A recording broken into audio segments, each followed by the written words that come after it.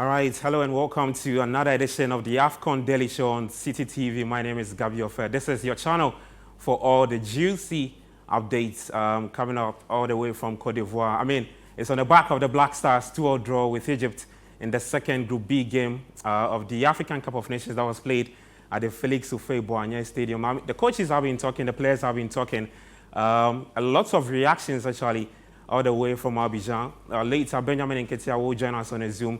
The guys are also here to tell us a bit more of what transpired actually yesterday. Two individual mistakes, getting Egypt all the 2 goals, and that game ended in a 2 draw.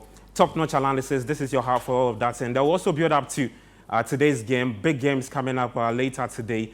A lot of that coming up. But in the meantime, like we always do, you can send your thoughts. We display the WhatsApp text lines and just tell us what you think about the Black Stars' performance yesterday against Egypt. What it means is that we have to beat Mozambique in the final game to stand any chance of progressing. And people are talking about the fact that it's just looking like what happened in the last edition in Cameroon, where the Black Stars needed to beat Comoros and qualify as one of the teams into the round of 16. Would that repeat again?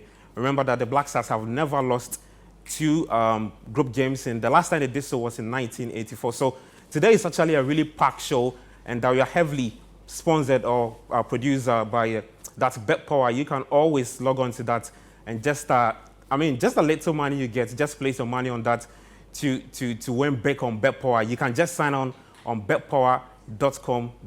It's just as simple as that, betpaw.com.gh. So, they are heavily produced or heavily sponsored. That's the AFCON Daily Show for you. We'll take a quick break. When we come back, I'll introduce my guests and then we'll begin talking. All right, welcome back. My name again is Gabi Ofen. This is the AFCON Daily Show. It's Friday, January 19, 2024, and the Black Stars were in action yesterday. Today, what we'll do on the show is that we'll activate the phone lines in a bit. Not now. We'll put that out there in a bit. So just hold on to whatever you have to say. But in the meantime, you can send your thoughts on our WhatsApp text lines. What you think about the Black Stars' performance? The guys are here. I've got Sedinam Edmond and Bernard Abeku-Otre, who was on commentary duties with me yesterday. Let me just welcome them. Guys, good morning. How are you doing? Sedi? Oh, good morning. Charlie, looking good. I'm good. Thank you. You're not looking bad yourself. Bernard? Yeah, Caps. Yeah. your final intro yesterday actually on radio. Yeah, my outro, isn't it? Yeah. Yeah. It was emotional. Yesterday was emotional. Everything was jammed up in my mind. Yeah. I predicted we were going to win against Egypt by 2-1. So I was super sure of that, then it didn't happen. I was sad. Well, that's the guys for you on today's show. Bernard Abeku-Otre, he says that he was really sad after just bottling a 2-goal lead to allow Egypt to grow into the game. But let's check out the highlights of that game involving Ghana versus Egypt yesterday at the Felix Houphouët-Boigny Stadium. All right, so that's how it ended at the Felix Houphouët-Boigny Stadium. Ghana 2, Egypt 2. And you had a commentator there. Madness, absolutely madness. Charlie, Ghana taking a 2-goal lead. Mohamed Kudus getting 2 goals, only to allow Mamouche and Mustafa Mohamed to draw level for the Egyptians. Guys, let me just take your initial thought. I'll start with you, Steady. I don't know what you want to start from. Good performance from the team. Surprising they could play this way. If they knew they could play this way and they had this level of commitment and energy to the team, why did we see... Yeah. Why have we been witnessing certain things in some games prior to this? Not only the Cape Verde game, but games prior to this. We've been seeing some abysmal performances from the Black Stars. But here lies the case where performance was good, but 2 individual errors. We'll get to those 2 individual errors, but these 2 individual errors are unpardonable. One of them does not shock me, the other shocks me. So which one shocks you? Iñaki shocks me. Okay. Osman Bukaris does not shock me. Why? Prior to the tournament, you even have the leader when it comes to football business at Red Star Belgrade talking about Osman Bukaris' attention level to detail. Okay. Quote and unquote, his own words, he doesn't listen to the coach's instructions. So this is one of those things. How do you dribble facing your own goalpost? Like, are you going to score, give an assist? Yeah. You are at the direct opposite end of where you are supposed to be, and you are still comfortable dribbling. The touchline is available. You don't find it useful. And not to cut you, you look at the 2 back passes. So the first one from Inaki Williams, the second one from Osman Bukhari. Which one of them would you say was under so much pressure? Because you look at Inaki had a bit of space to actually think through as to what he wanted to do with the ball. For Bukhari, he had about 2 or 3 players pressing. Yeah. And then he just decides to move towards his own goal. Both of them did not have pressure for me. Let me explain why. Bukhari had 2 other colleagues of him around him himself. He has 2 other colleagues, Black Star players, hovering around him. He was much closer to the touchline. He's much closer to the byline. Kick it out. Dude, what are you doing?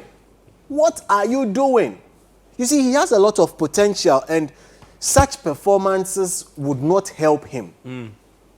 I've personally seen how he has gone through the ranks and gotten to where he is today. His coaches and his handlers say he has so much potential. We all see the potential he has. He's so direct, but he does not seem to listen. Which coach will tell you that when you get the ball, irrespective of wherever you find yourself, hold on to the ball? No. At certain points in time, you kick the ball out. You just kick the ball out. And for Iñaki as well, you are so close to the touchline.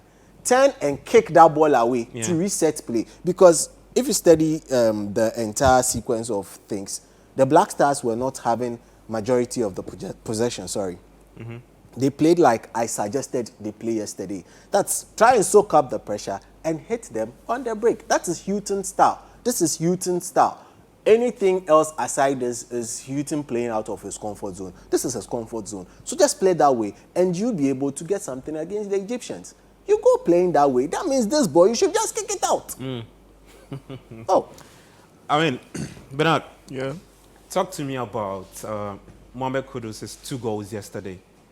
So, after the game, I mean, people are talking about the fact that if Kudus did not score those 2 goals, who would have? Because you look at, in fact, we had 3 shots on target. In total, we had 6 actually, but 3 on target. The Egyptians had 11, I believe, and 7 on target. Yeah. If we take out Kudus' 2 goals, it means that it was just 1 shot on target. And that's really poor for a team that is looking to set up defensively and hit teams on the break. I mean, it explains the moments and chances in football, isn't it? It throws more light on that. And I mentioned that earlier on, in our other show the last time. For Kudus Mohamed, then again, there are lots of things I want to talk about, in relation to this game. But first, the Kudus example you are setting.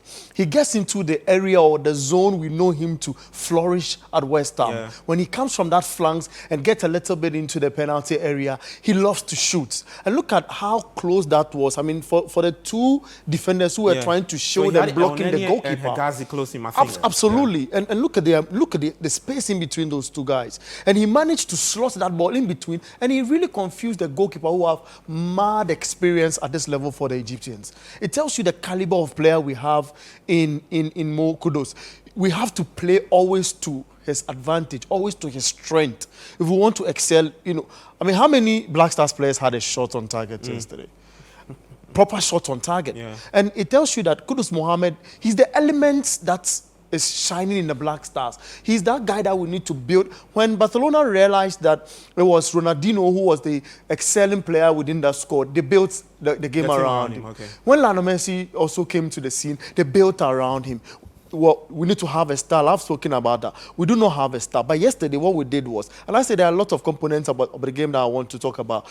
You look at the Egyptians, for example, they realized that they were going to suffer against the Black Stars yesterday because of how the Black Stars have set up. Yesterday, Ashimeru and Salis Samet were playing, they were both complementing each other. One can decide to move forward a bit and the other performing the defensive duties. Yeah, but it was Ashimeru moving a bit It was Ashimeru moving a bit more often. But they understood the chemistry between them and it was an awesome partnership. It confused the Egyptians a bit. So on the defense, the Egyptians were falling into a 4-1-4-1 trying to make it very difficult for the Black Stars. Then the one who is serving as a single pivot will drop deep into the defense and try and block the Black Stars movement. So he needed Kudus Mohammed then to redefine his role from sitting in behind Inaki Williams as a striker and try and spread himself across. And I loved how our front liners were their movement. At the point in time, you realized Inaki Williams was moving from the other direction to Jordan's direction, and it was awesome. He allowed Kudus to, it was as if he was not in the game. At the point, it was as if Kudus was really not in the game. But that's where he becomes dangerous. Now, in football, they explain that the player without the ball, one who's looking for favorable positions in movement, is the most dangerous. It's finding the spaces. It's finding the spaces the most dangerous. I always say that. I love strikers who look for spaces. I love attackers who look for spaces. Because before you realize, the ball is just zoomed into the area, and it will cause a lot of harm to these guys. And Kudos showed, you know, I mean, for me, the second goal was more of an instinctive drive for me, or if you want, in other words, brilliance for me in relation to, you know, if you compare it to the first goal, because the angle was super close. And how many players would think on their feet in that manner? You can mention Mohamed Salah himself. You can mention Vinny Jr. from that area. You can mention, if you go far back, you can mention Di Maria. You know, these are players who love such positions and love to strike from. Kudos is our star guy. We need to build a certain play around him. I know maybe you come later for us to delve into the Black Stars positioning. We'll get to the tactical breakdown in a bit. Yeah, so Kudus getting his 11th goal yesterday for the Black Stars. I mean, amazing the fashion in which he does it. Who is, I mean, yesterday he really rose to the occasion. For me, to be honest, he didn't look like a player who was injured. But we'll get to that. No, he was injured. He was warmed gradually into the team. Hold on for me. Let's get the thoughts of Black Stars head coach Chris Hughton speaking after the 2-0 draw against Egypt. How would you describe tonight's game? A far better performance than our last performance, which is what we wanted from the players, and we knew the only way that we could get a win today was to make sure that our levels were that much higher. And I thought they were that much higher, and I thought this was a game that we deserved to win. Coach, disappointing night, isn't it? It's disappointing, yes, because I think when you put in a performance like that, for me it's a winning performance. But unfortunately, this is football, and some things you have to accept. We made mistakes, but the level of performance was good, and we will need this going into the next game. And if we do put in this type of performance, we have every chance of going through.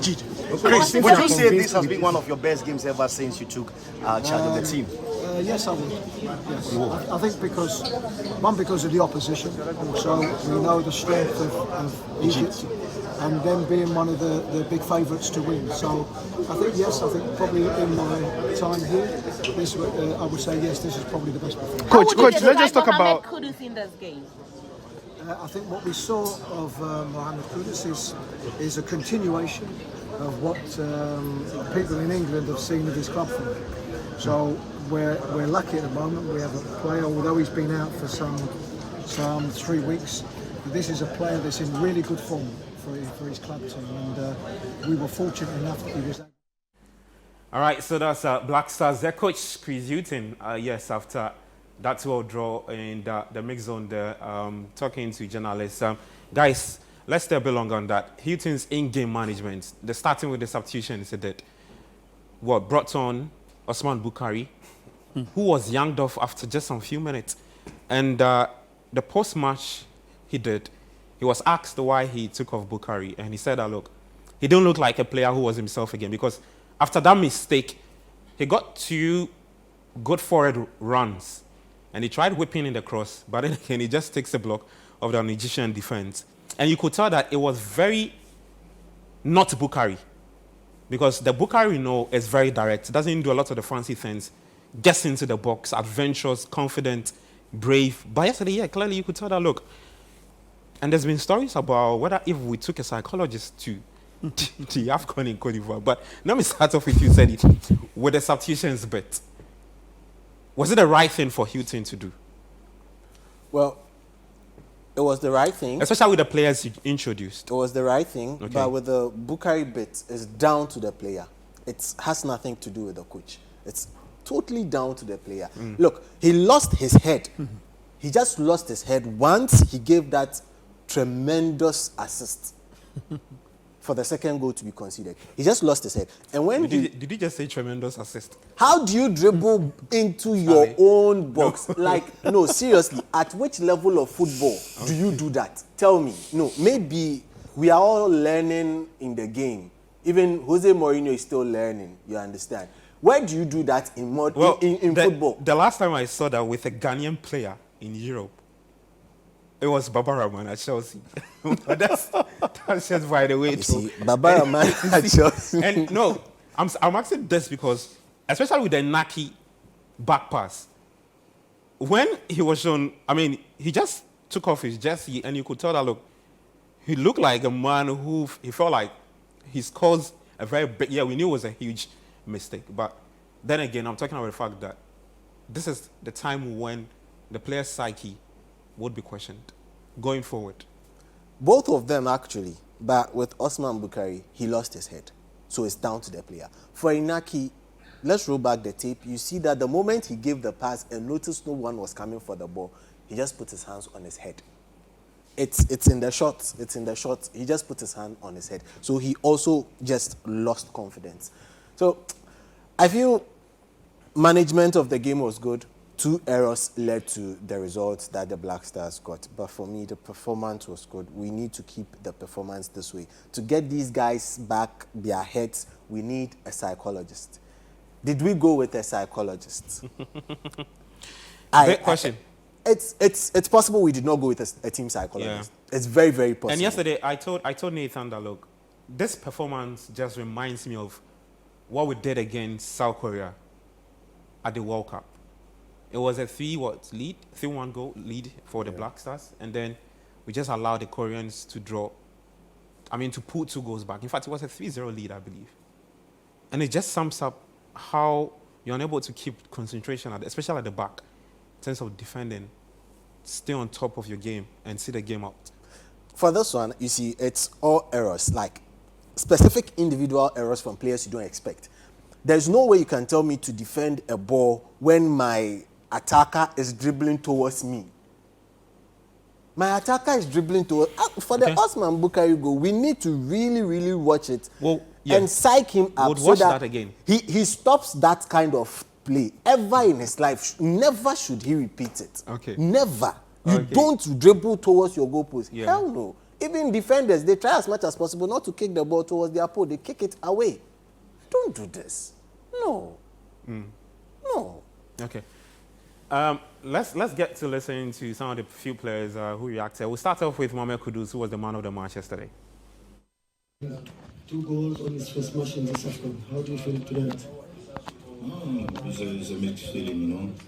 Because as an attacking player, you want your goals to reflect on the results. But we got the point today. I felt we deserve more because the goals they scored was some silly mistakes from us, which we need to learn from. And we put this game aside and then we focus on the next game. We knew Egypt was a good side, so we came with all the energy and the enthusiasm. So credit to all the boys. Everyone gave their all. I think we fought and then, we focus on the next game.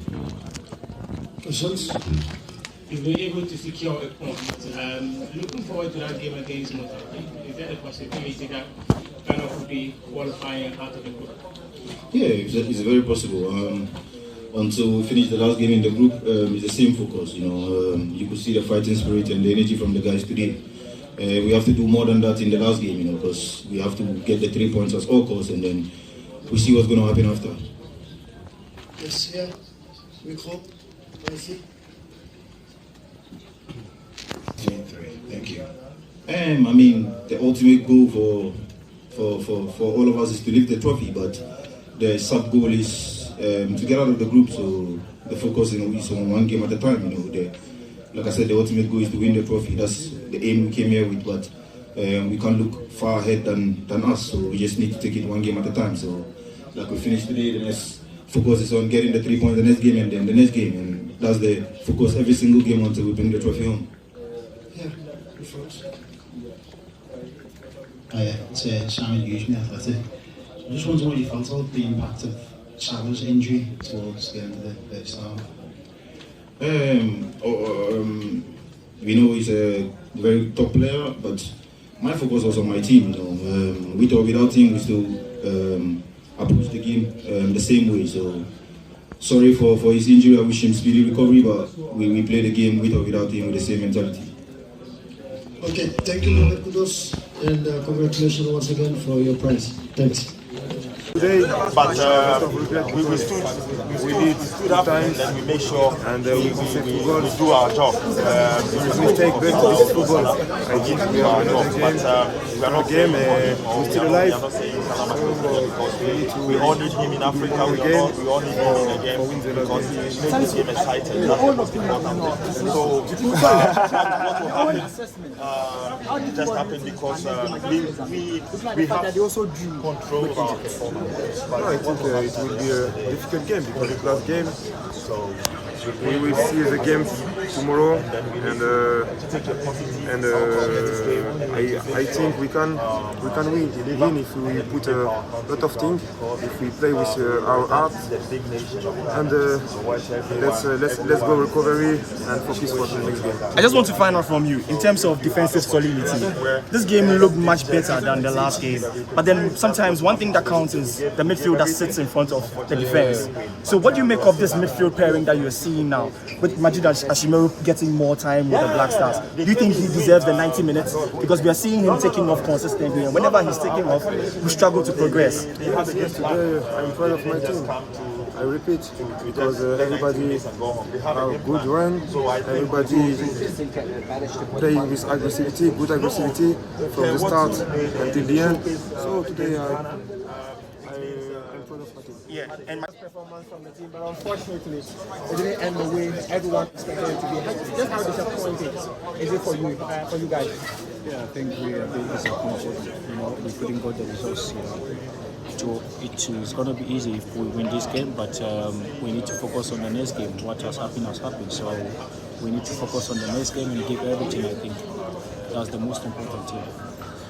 People talk about individual mistakes within the team, and I remember listening to Chris Heaton talk about how, as collective, you all need to improve your game performance. As a unit, what are some of the conversations that you often have to ensure that you stay compact at the back and provide the results Ghanaians are seeking for, and yourselves? Yeah, I think we win as a team, we lose as a team. There is no individual mistake. When we do mistake, we do mistake as a team. This is the most important thing, because when you mention a player, you're gonna kill the player for the next game. Oh, yeah. You understand? It's the most important thing. So we win as a team, we lose as a team. So the most important thing is we need to focus on the next game. Pressure on you guys ahead of the final group game? Not really. Just we need to give everything. I think we're going to get the win when we give everything. So listen, where do you think the team needs to improve going into the final game? I think we need to improve everything, like especially the second half. Our second half, I think we need to improve. When the fatigue comes, I think we need to improve that. We need to give a bit more, energy. I think we need this. It's very important. How would you assess your personal fitness level, having suffered a lot of injury after the World Cup? I think I don't suffer any fitness, because I really work a lot. I've been working for so long, trying to get back on the pitch, and even my club side, I made it 3 matches, and it was good. So for me, I'm fit to. Great.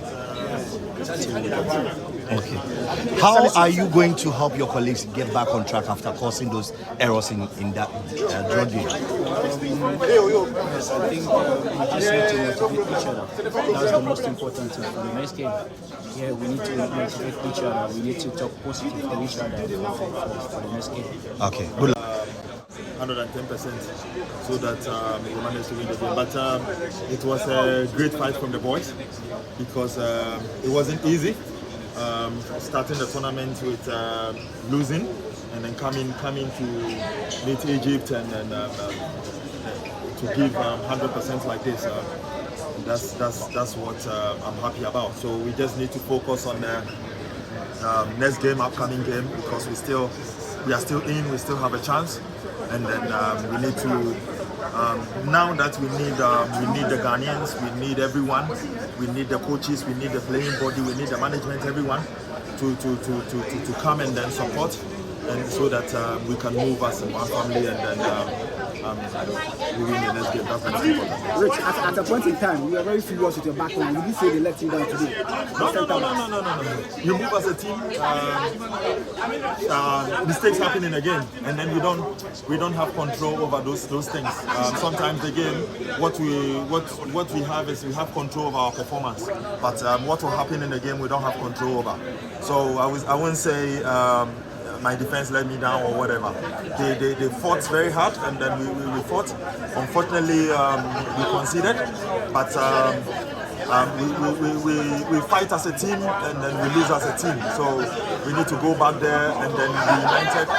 It's now that we need everyone, and then we make sure coming game we win for.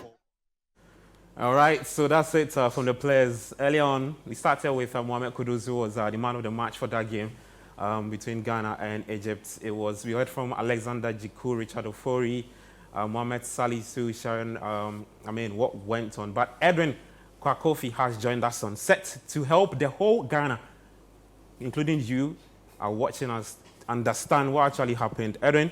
Hello, Gabi. How you doing? It's good to be here. Charlie, what do you have for us today? Well, I'd like to talk to the goals Ghana conceded and also the goals Ghana scored. Okay. But before I do that, let's start with how Egypt approached the game and the strategy they employed.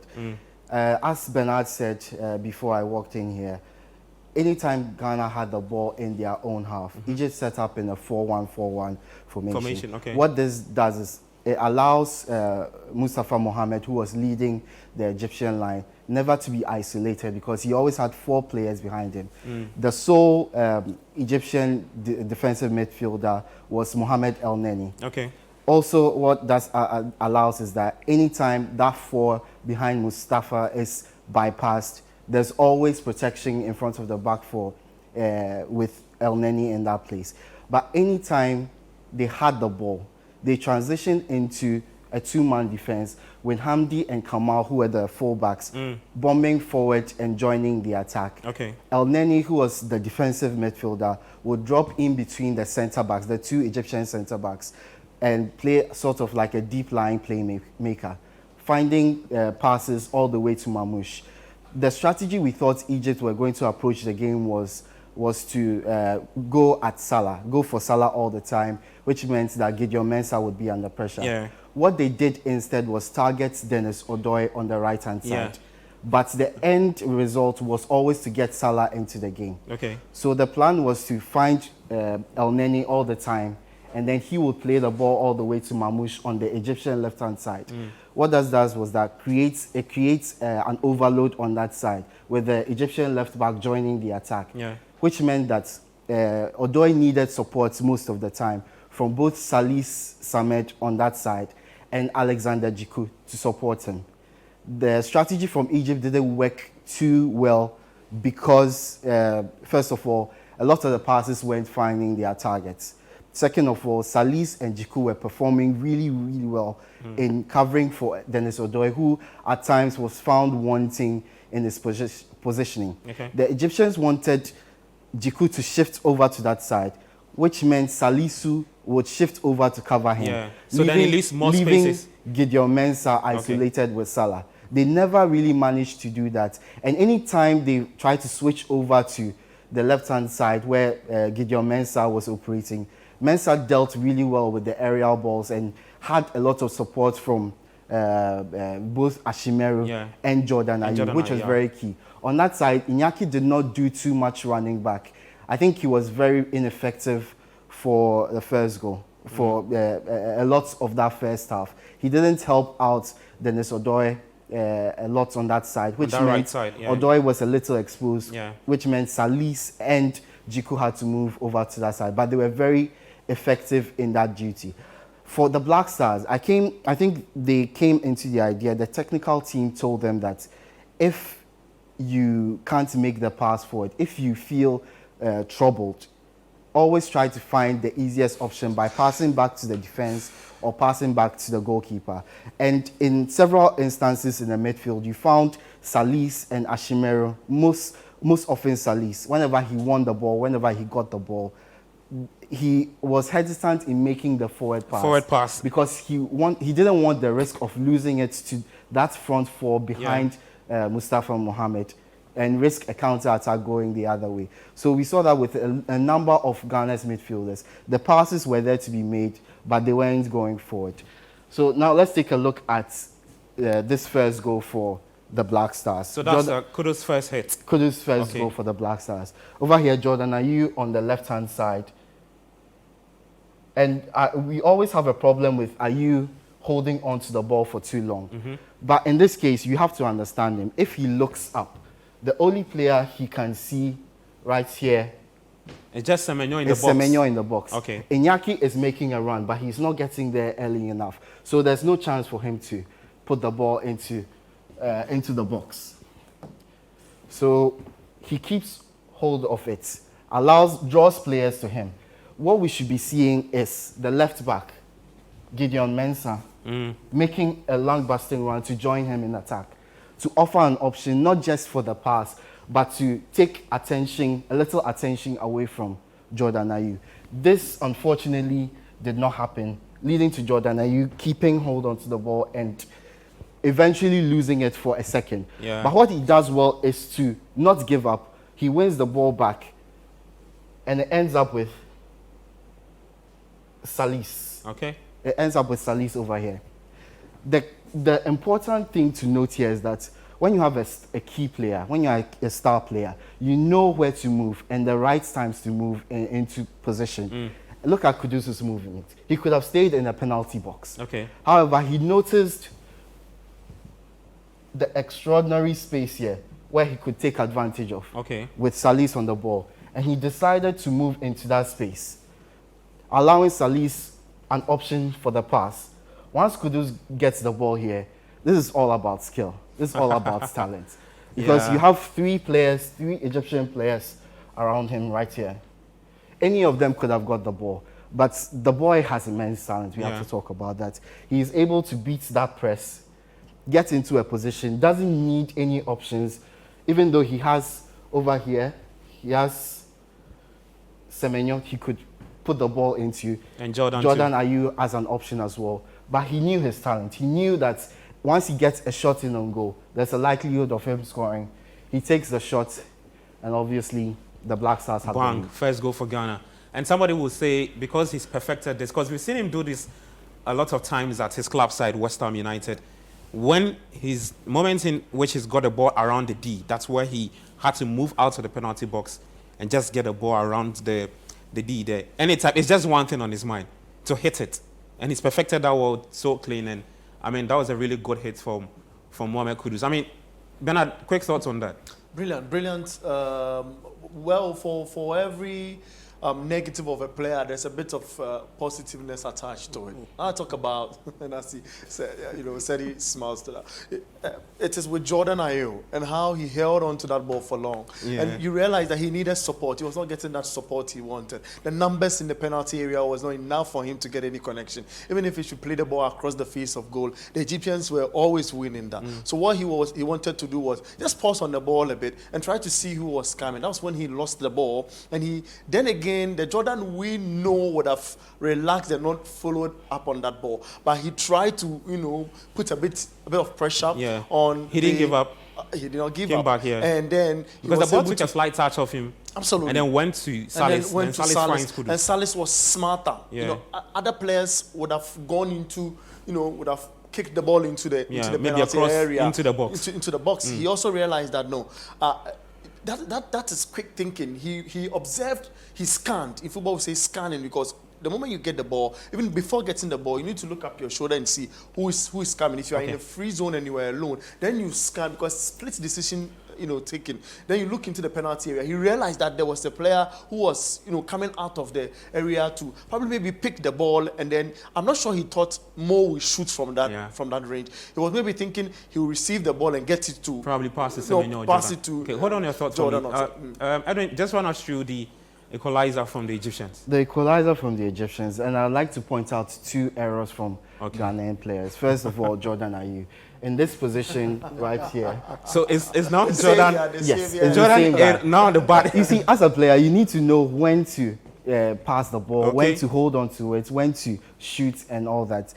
Jordan Ayew, I was praising him a few seconds ago for holding on to the ball and making the most of his move. In this position here, there's no danger for the Black Stars. He has so many options. He can go here. He can go here, right here. He can even, he can clear the ball out if he wanted to. He can go long to Iñaki. He can find a immediate pass to Kudus. There are several options for him to So he's got what? 1, 2, because I see 1, 2, 3, 4. 4 players around him. He's got 4 players around him. So one pass forward takes out these 4 players, immediately creates a chance for Ghana to attack. A pass to Kudus is the best option at the moment. One pass here, and Kudus is on his bike going forward. What he decides to do is to hold on to it for far too long. He loses possession. And then Egypt try to play the ball forward. They lose the ball. A good tackle there. But then it ends up with Iñaki Williams. And so 2 players just behind Iñaki Williams. 2 players behind Iñaki Williams. Yeah. But, I mean, Edwin, somebody say he's got so much time and space to think. So much time and space to think. First of all, an easy pass. If he actually wanted to make the pass, an easy pass here, a small pass to Dennis Odoi. There's no pressure on him. Okay. He could also decide to hold on to the ball for a little bit and give the players time to move into a few positions. And as a striker, one of your jobs is to hold on to the ball. But for 2 players on him, that might have been risky. The best option, one of the best options in my opinion, kick the ball out of play. When in doubt, kick it out. That is a mantra all footballers should abide by. When in doubt, kick it out. He has 2 players on him. There's a player running towards the goal, which means that any pass towards the goal could be intercepted.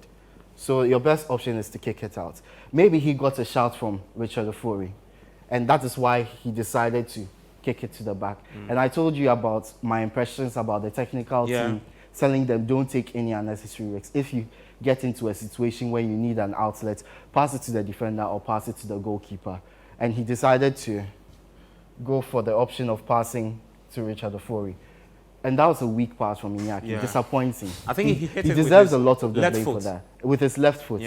He could have put a little bit more on that. It left Richard Ofori stranded and unable to get into any decent position to prevent that goal. I don't think you can blame Richard Ofori for that. I've seen some people trying to blame Richard Ofori.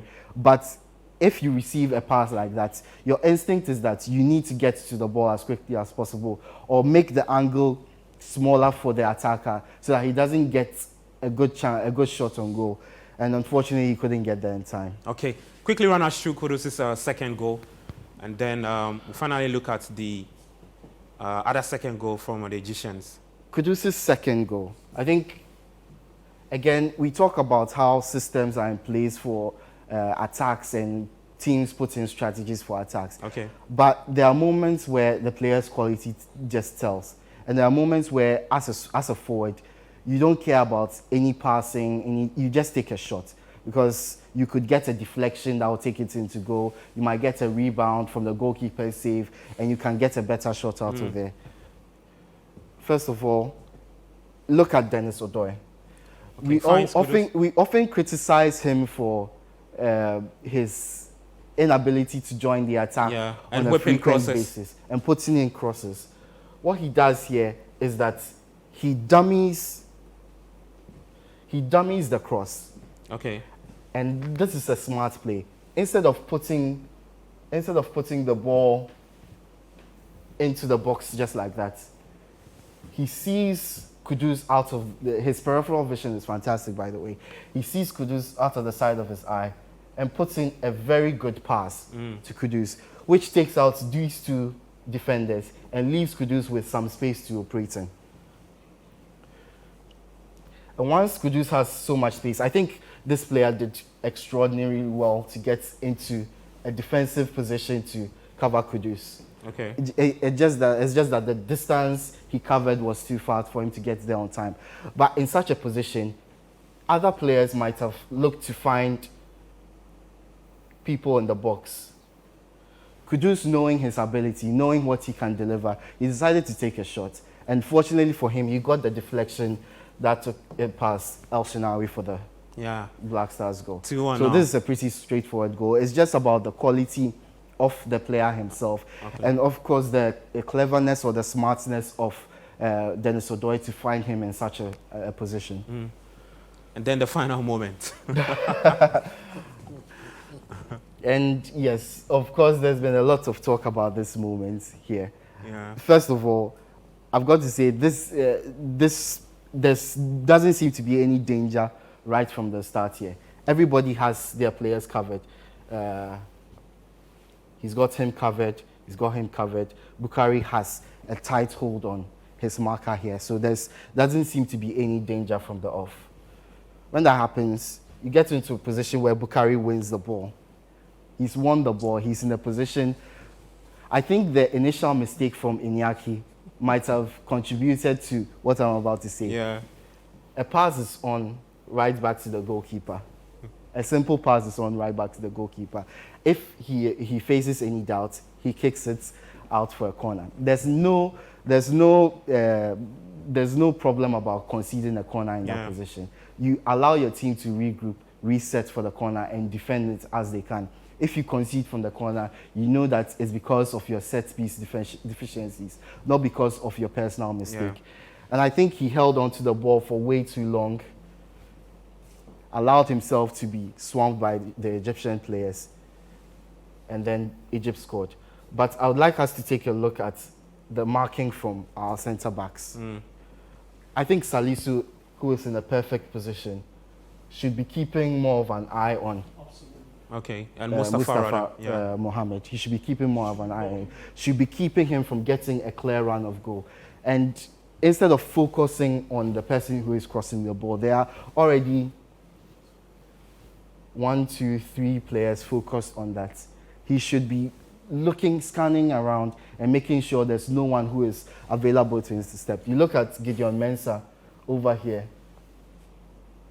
who has his marker down pat. Mm. He's close to his marker, preventing him from getting any sort of run-up into the goal. And obviously the Black Stars conceded a really silly goal from that. I'd like to make a point here about Osman Bukari. All right. About Houghton's decision to take him off? No, about the player himself. Okay. I think that he's a very talented player. Talented players all over the world make mistakes. And we've lost a lot of talent because we are unable to forgive and allow them to progress. Asamoah's penalty taking abilities were taken away for a bit. We lost Sami Oseku for one of our better players because of that. And we've lost a number of players because they've either missed penalties, given away goals. And Bukari is too talented a player to let go because of a mistake like this. I feel he's part of the next generation, which obviously will be led by Kudus Mohammed, but he needs to be giving the support he needs to get back into his team. If there are team psychologists, you work on him. His teammates need to work on him. I think the fans, the Ghanaian fans, are a huge part of that as well. Well, thank you so much, Edwin Kwakofi. But Benjamin Nketiah has joined us on Zoom to tell us more. He's in Cote d'Ivoire, and he'll give us a bit of what the players are talking about and what people are saying in Cote d'Ivoire. Yes, probably let's get Ben. Hi, Ben. Hi, Gabi. How you guys doing? We are good. How are you doing too? It's how would I put it? The day after is always so hard. You're struggling to tell us how you're doing because of... Yeah, journalist debates, fan debates. The Ivorians have been coming to us. They are even a little more upset than we are. But even before I get into anything, I say shout outs to Edwin Kwakofi. Marcelo Bielsa will be proud of him and the analysis he's delivering there on the board. I absolutely love it. I've been following for a while now. Yeah. And I also think that he made a really great point about forgiving Osman Bukari because he's right. He's right from Q. We've lost way too many players, and way too many players have been unwilling to continue their service to the Black Stars because they made one mistake or the other and were basically crucified for it. Osman is a really talented player.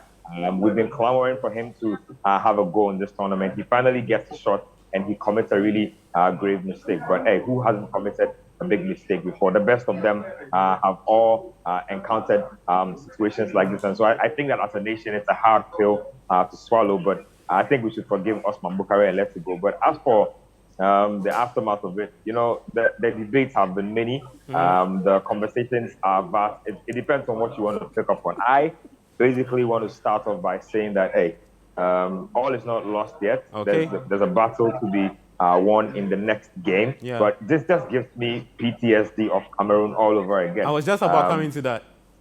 Lost the first game, drew the second game, and then lots of uncertainty going into the final game. We just hope that we've learned our lessons. But just for me, one of the things that stood out, or one of the things that's been a running pattern throughout all of this, is the fact that our team cannot seem to hold the lead for 5 minutes. It's not something that's just starting from this particular AFCON. It's something that started from as far back as the last World Cup. Against South Korea, it happened. Against Portugal, it happened. In our qualifying series, it's happened. Every time we seem to score, our players switch off, and then we allow our opponents back into a game. So clearly, this is the pattern that has developed.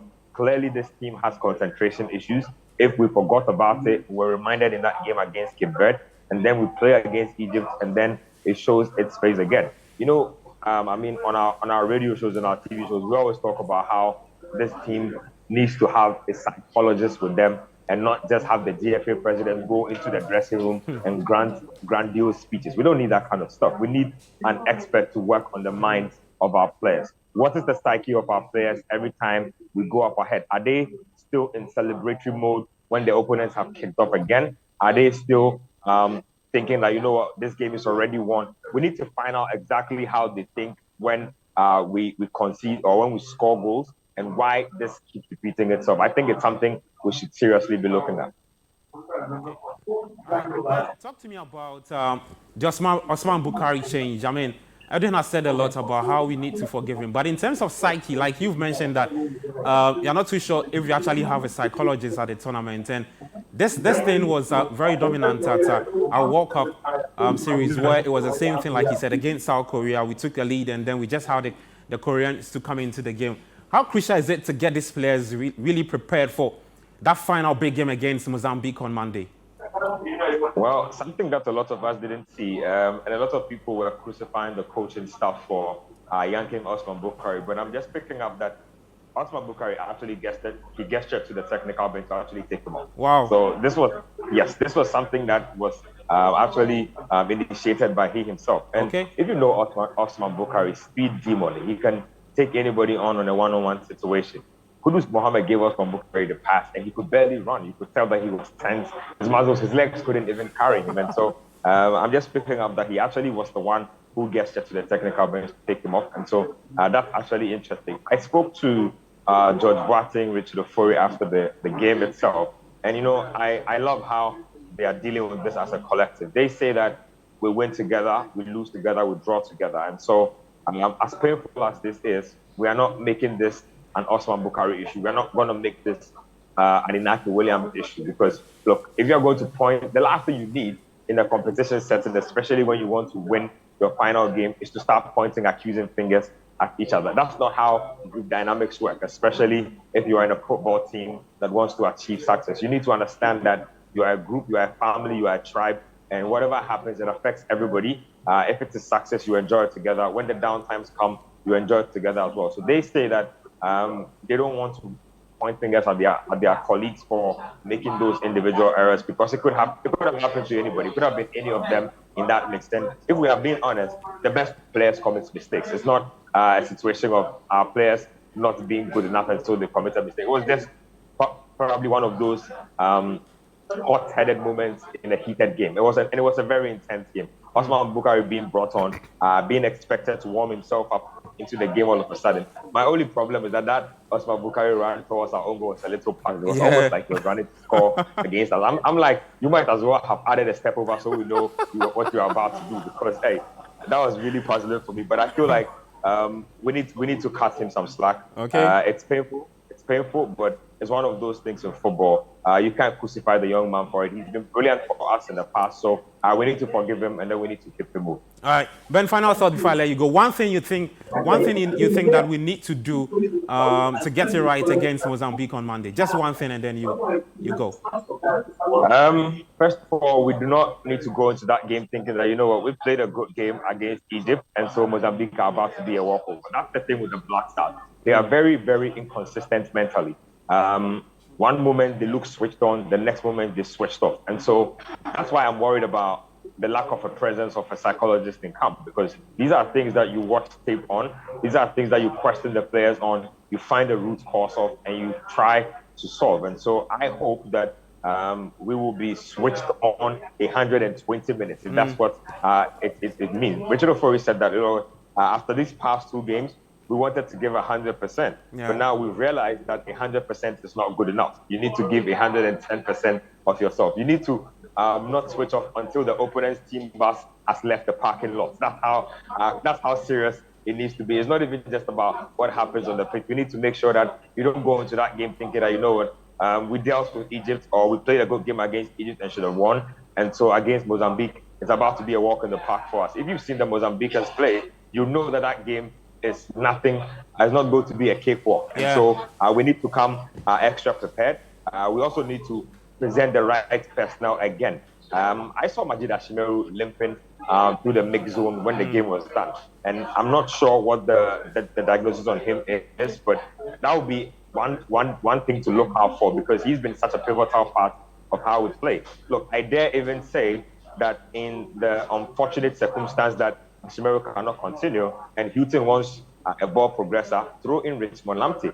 If you cannot trust a player to play when there are a lack of options, then why did you take the player to the competition? If he's not good enough to play, leave him at home. And so if there's the scenario that Majid cannot play, I think Richmond Lamptey should be giving a shot at this. Look, football is one of those things where you require confidence to play. Let's build his confidence up if that's what needs to be done. But in the case that starting central midfielder cannot play, we need to go for a credible option, because in that game against Mozambique, it's not a game where you need to go in and really play a defensive setup. We need to go in front foot. We need to dictate the tempo of the game, and we need to concentrate. Really, I can't harp on this enough. We need to concentrate. It's been a really big bother of mine from seeing the team in Cameroon, from seeing them in the World Cup, and now from seeing them now. It looks like we really have serious concentration issues as a team. We need to find a way to keep our heads in the game for as long as the game lasts. And I think that with all things being equal, I'm sure the boys have come for it. You don't want to be that team or that group of players who crashed out of the AFCON twice in the group stages. That would be a disaster. And as things stand now, we are on a very unhealthy run. I don't know if it's 11 games without a win in the AFCON or 12. Yeah, it's 11. Either which way, it's not a record to be proud of. I mean, this is Ghana. I mean, can you imagine 11 games without a win in an AFCON? It's crazy. I don't know how that sounds to anybody, but that's very crazy to me. And I think that the FA will also be looking at this like, you know what, in our tenure since we took over in the AFCON, we probably won one match. Back-to-back exits. One match as an administration, and we are looking at back-to-back exits. And so I think that in this kind of situation, I'd say we need to make sure our boys are motivated. But hey, if you are a footballer in this kind of situation and you cannot motivate yourself, I'm not sure when you are going to find motivation to ever play or put your heart out for your country again. All right, Ben, thank you so much, and do take care of yourself in Cote d'Ivoire. We'll see you on the other side. Thank you so much, Ben. I appreciate you guys. You're doing a great job. All right, so that's Benjamin Iketi all the way in Abidjan with all the info you want to know. But let's take a look at this great interview with Scott Gillan. Is Chris Hughton to blame for Ghana failing to win against Egypt?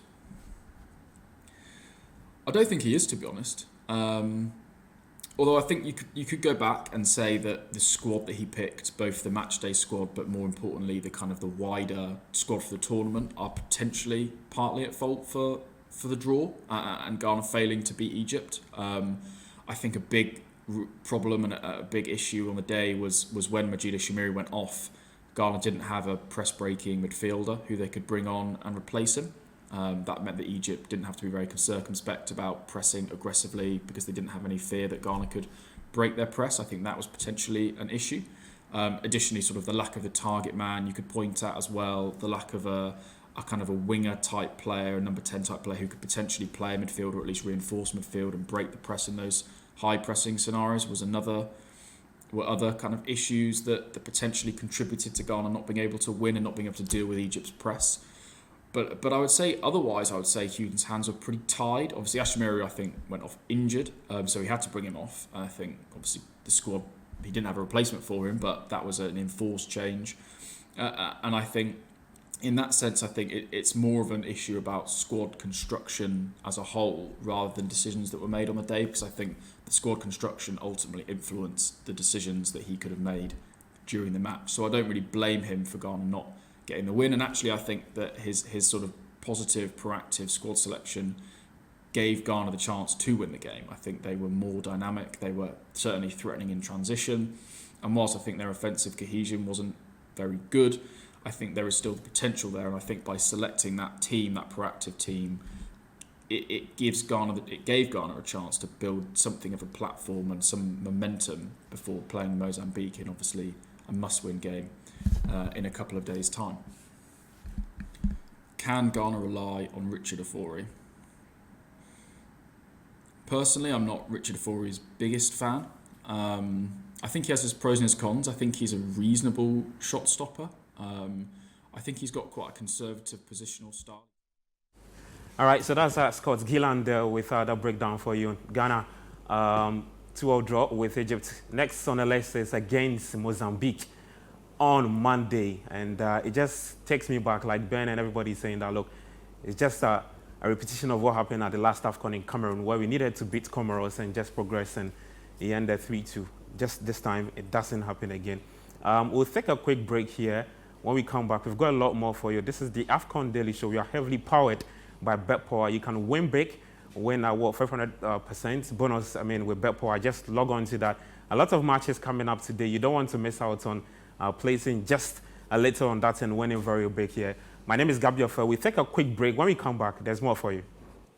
All right, welcome back. This is the AFCON Daily Show on Citi TV. My name is Gabriel Fer, and we are heavily sponsored by BetPower. You can win big with BetPower. We've got matches coming up today, so just sign on betpower.com.dh,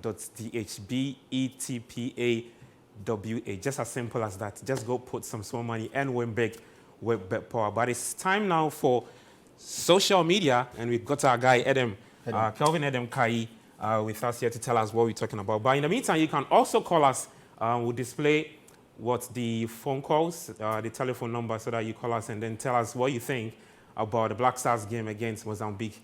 That's on Monday. But Adam, what are people saying on the socials today? Nigerians and Ghanaians are dominating the space. As you know, Ghana played yesterday, Nigeria played yesterday. You can tell that both fans are really excited. Nigerian fans, they are excited because they picked up a win. Ghanaian fans are... It's the host nation. Yes, and that's a huge win. That's a big win. And Ghanaian fans, there's a lot of mixed emotion coming in. We'll start here with Fabrizio Romano. He's mimicking the name of the famous sports journalist. He says, let's hope Mohamed Salah's injury isn't that bad. Salah, Kudus, Mane, Hakimi are the players who make some of us watch the AFCON. So you can tell he's really sad about Salah getting an injury. Regardless of the country you're from, you won't see the superstars that make the AFCON. This is Eric. He says that Ghana has won as many games as Kenya in the last 3 AFCONs, despite Kenya missing 2 AFCONs. Charlie, what kind of stats is this? You guys were even discussing it. Ghana has failed to pick up a win in a long time in the AFCON, and it's really disturbing. I don't think Ghanaians really like that. We move forward, and this is Daniel Rega. He's Nigerian. He's saying that's a very disappointing performance from the Super Eagles. Had it not been for the lucky penalty kick, our chances of winning were very slim. There's someone sharing a different opinion. Some Nigerians seem to be happy with the performance. Some others believe that they were too conservative in their performance. But there's no surprise. They came against the host nation, who were really, really fired up. Another Nigerian here, Olewale Adigun, he says Jose Peseiro was Nigeria's best player today. His tactical switch ensured Gasset was blindsided. Peseiro's changes were also impactful, but gosh, the organization at the back was on point.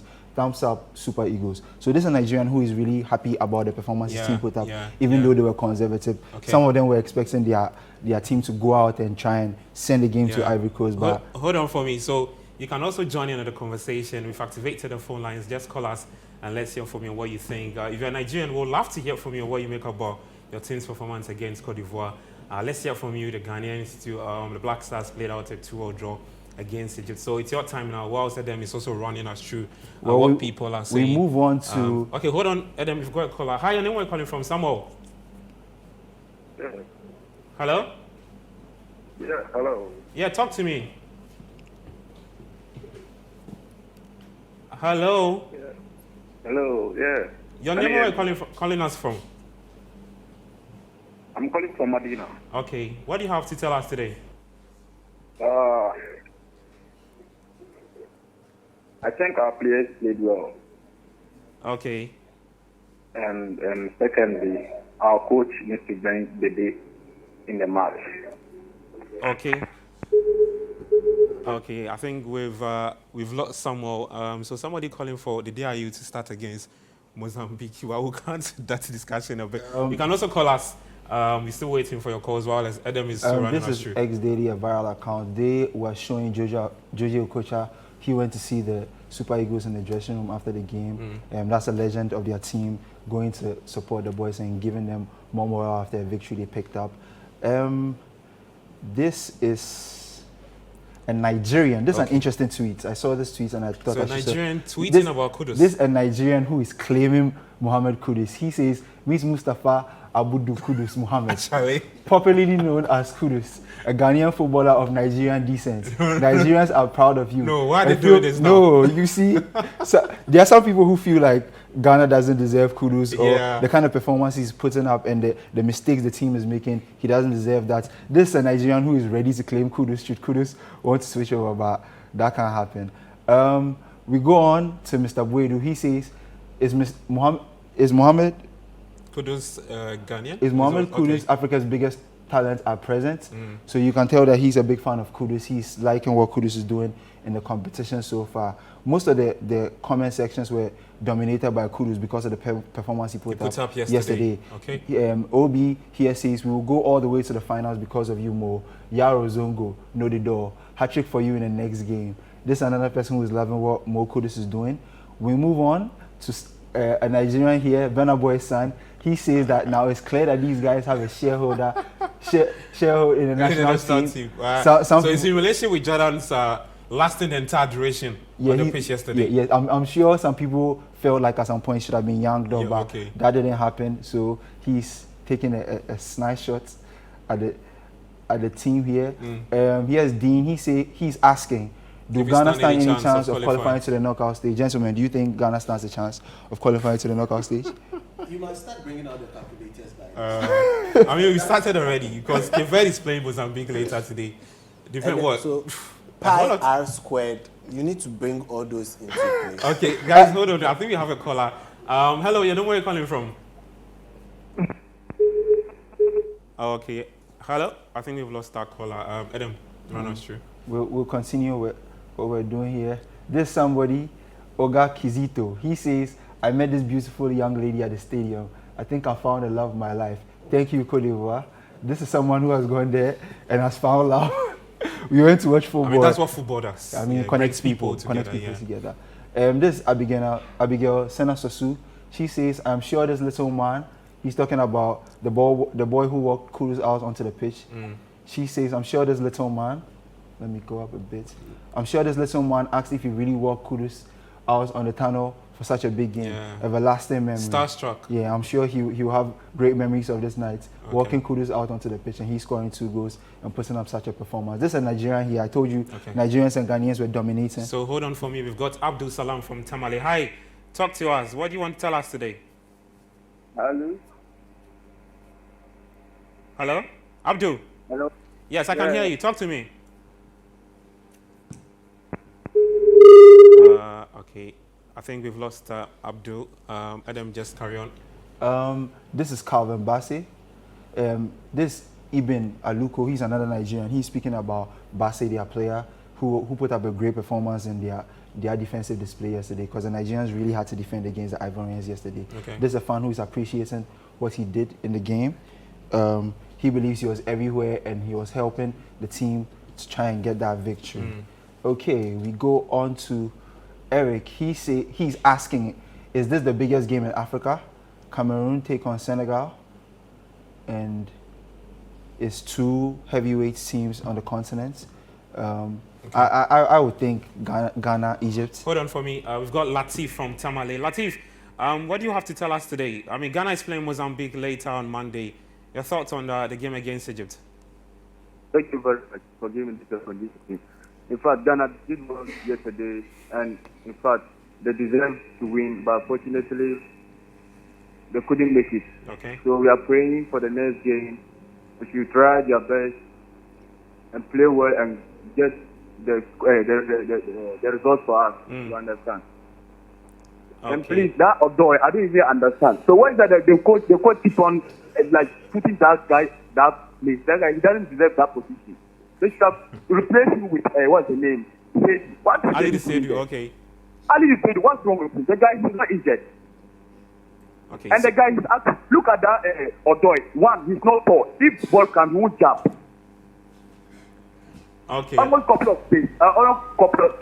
The guy didn't make any impact in the game. I'm telling you. All right. Thank you, So Latif. the guy. All right. You can also call us and let's hear from you what you think about Ghana. Ghana is taking on Mozambique on Monday. What changes would you want to see Hilton make heading into that game? We need to beat Mozambique to stand any chance of progressing to the round of 16. Let me come back to you, Kelvin. Yes, Eric. He's asking if Senegal versus Cameroon is the biggest game in Africa. Gentlemen, What do you think? No, I think Senegal and Morocco. Senegal v Morocco is the biggest game in Africa now. Now? Senegal and Cameroon, yeah. I- Cameroon seem to be having their own issues constantly. I think the game that was played yesterday is the biggest Well, game in I Africa. agree with Sadi because Senegal are the defending champions of the AFCON. Morocco took Africa to what? The semi-finals of the Currently, World Cup. okay, Currently. that's I fair think enough. it But sets up nice. I feel for historical value, Ghana and Egypt have a lot of history behind That's true. them. Two on the countries who continent. have been to 9. Yeah, the most finals. So in that context, I think that's. All right, hold on. We've got a caller from Bogor. So hi, can you hear us? Talk to us about what you think about. Okay, I think we've lost him. Okay, you can also call us and share your thoughts on what you think about Ghana should do in the next game against Mozambique. Take on Kelvin. Let's move on. This is Seydou Speaks. He's Gambian. He's saying after Senegal destroyed us 3-0, I should learn my lessons and be humble. But I'm a Gambian. We don't learn from experience. So here we go again with full speed. 2-1 Guinea. I have no evidence, just emotions. If we die, we die. So he's really confident. The Gambians have the Gambians actually did not start well. They had a lot of issues, boycotting training sessions, had to return to Banjul because of lack of oxygen in the plane. So you can understand. I mean, they didn't start the tournament also. But he seems very confident heading into their second game against Guinea. Let's move on to and finish off with Jocelyn Duma. She says if it wasn't for Kudus. Okay. So she's saying that if Ghana didn't have Kudus that day, we're going to be in trouble. So that's what has been happening on the social media front. All right, so we've got a caller, Hosni from Accra. Talk to me, Hosni. I believe you watched Ghana's game against Egypt. Yes, I did. Okay, what are some of the things you think we must do right heading into the next game against Mozambique?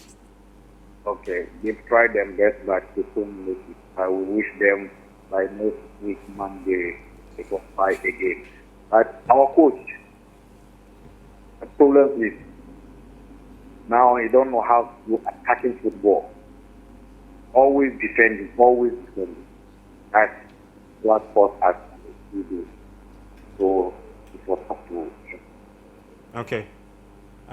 Okay, all right, thank you. You can also call us and share your thoughts on what you think we must do right. But Adam, I mean, we've got a big game coming up against Mozambique. Mozambique themselves are playing Cape Verde later today. And regardless of that result or whatever the outcome of that game would be, we just have to beat Mozambique and qualify and stand any chance. I mean, what do you think are some of the things we can't do right to get a win against Mozambique? Especially because if you talk to people, the general consensus is that they're particularly excited with the shift we gave against Egypt. I think we put in a good performance yesterday. It was better than the opening game. Heading into the Mozambique game, we have to be concentrated. That's what has cost our team in most of our games recently. The concentration, we take a lead and our concentration dips, and when it dips, they peg us back. So we have to focus in the games until the whistle is blown and the game has ended. I don't think they should switch off. They should be well concentrated in the game, and I don't think Mozambique is a game we can't win. I think we are well equipped to win that game. With the performance we put up against Egypt, it's not a game we should be scared to play out. We should be very confident, dominate the game, and we can win it. All right, we've got Simon from Kofoidia. Hi, Simon. How you doing?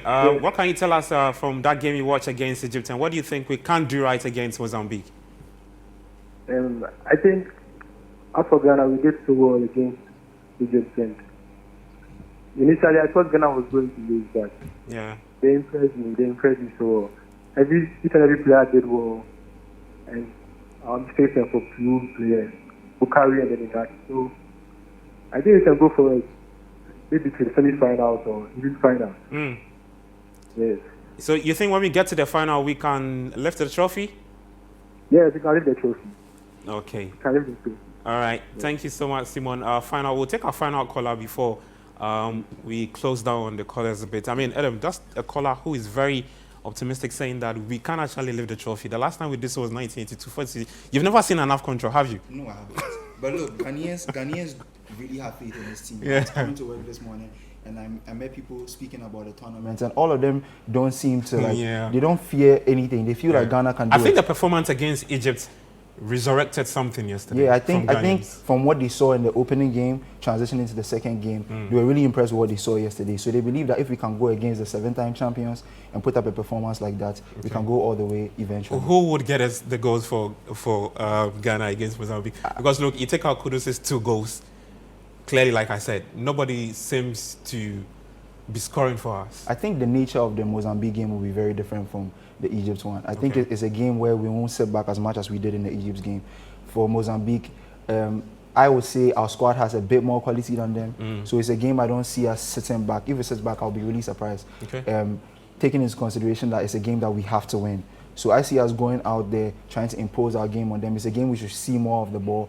And when that happens, I think we'll find more spaces and more goals can come from other players apart from Kudus Mohammed. All right, more goals can come from apart from Kudus Mohammed. Sulemana from Bogatanga has joined us. Hi, Sulemana, how are you doing? Talk to us. What are you expecting from Ghana against Mozambique on Monday? I'm doing well. Good afternoon to you and your listeners and viewers. Good afternoon to you too. What I have to add is just discipline. We're lacking discipline, especially at the back.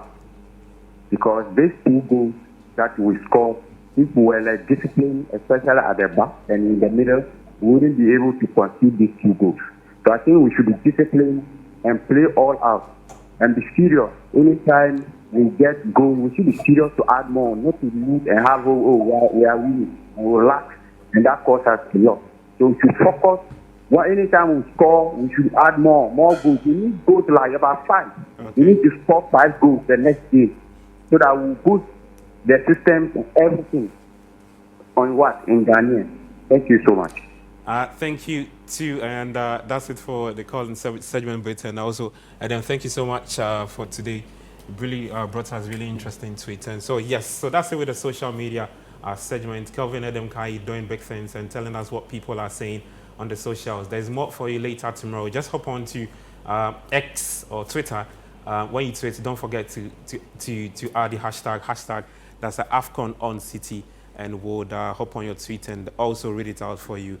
Yes, so that's it with the social media trends. Thank you. All right, you're still watching the AFCON Daily Show on Citi TV. My name is Gabi Ofed. I've got Sedinam Edmond. Emmanuel Nuboy also has joined us. Earlier on, there was Bernard Abeku bringing us top-notch analysis from Ghana's game against Egypt. You're heavily sponsored by Bet Power. If you want to win big, just hop on to betpower.com.gh and just go place up some small money and win big with Bet Power. I've got matches coming up today. You want to win big. Citi sitting here has won big. Yesterday, he put some huge money on Ghana's game. He said Ghana was going to win. Ghana was going to draw with Egypt, and he went for both teams to score, right? Yeah, both teams. So yeah, you have faith for Sedinam everyone. So you want to hop on betpower.com.gh to win big and do more big things there. But Emmanuel has joined us. Let me just take quick thoughts from Emmanuel on Ghana's performance, and then we zone into whatever is coming up today. Quick one, Emmanuel. Well, I think it was a better performance than what we saw against Cape Verde, most definitely. A bit disappointing in the way we managed to. I would say we lost the game, yes, because comfortably we were in the lead and we dropped there. But then my key worry is that in 2 games we've conceded 4 goals. Okay. And goal scoring already is a problem for this team. And that means that in every game you'd have to score 3 or more to win. And that's very worrying. If we are going against Mozambique and if they happen to score, it means we'll have to double our efforts to score. And the lack of concentration, especially when we take the lead, it's a big problem for this team.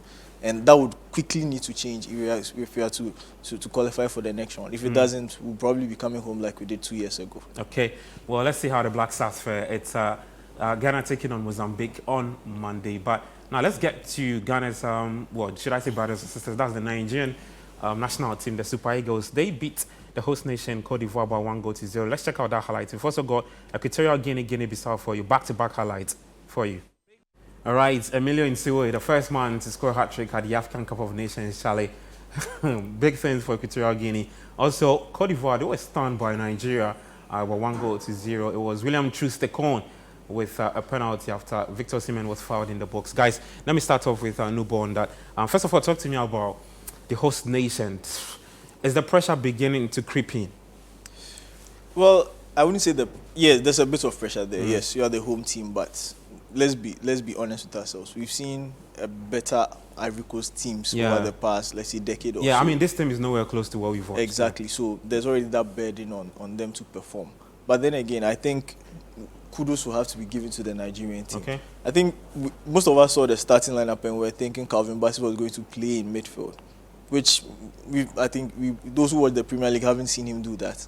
But then if you watch how defensively astute they were, I don't remember anybody going past either Ola Aina on the right or Calvin Bassey on the left. They were very, very solid. And then that's limited Ivory Coast to options because they couldn't get past them on the wide areas. They were forced to take long shots. So you look at Sangari, he was hitting for the skies. You look at Fofana, also hitting for the skies. It left them clueless and there was nothing they could do. And Ataboka in the first half, that's a speedster who can run in behind defense. We've seen what he does at Sassuolo, very devastating. I barely saw him in the first half. And that kudos should be given to the Nigerian team for the way they set up. Yes, offensively, Osimhen missed 1 or 2 chances. But then, yes, I think this game, more credit should be given to the Nigerian defense and the inability of Cote d'Ivoire to break them down or find spaces in between. And that's worrying because now they have 3 points and they would have to win their next game to be able to qualify because Equatorial Guinea also won. And then that last game against Equatorial Guinea, well, they will have to win at all costs because a draw favors Equatorial Guinea. Nigeria also have 4 points. If they draw, they are through. And my only worry with this is that, in Africa, attendance has been good in some games, but once the host nation is out, attendance will spiral down to probably the semi-final or the finals, and that wouldn't be good aesthetics for TV. That's my only worry.